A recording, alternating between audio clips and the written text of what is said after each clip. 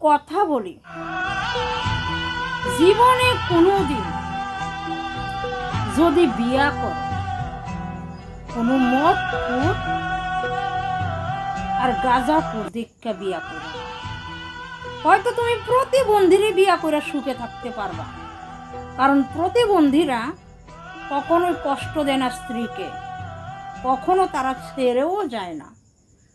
কিন্তু মধুতির ঘর করলে, মদপুর আর গাঁজাপুরের ঘর করলে তোমার সারাটা জীবন ধ্বংস হয়ে যাবে। তারপরেও তুমি এই সংসারে এক সিলতে সুখ পাবে না। ওই মদপুর কখনোই তোমার কষ্ট বুঝবে না। বুঝতে পারছো? মদপুর আর গাঁজাপুরের ঘর করা অনেকটাই কষ্ট। না তুমি মরতে পারবে না বাঁচতে পারবে। তুমি তোমার সন্তানদের মুখের পানের চেয়ে এই মদপুরের সংসার তোমার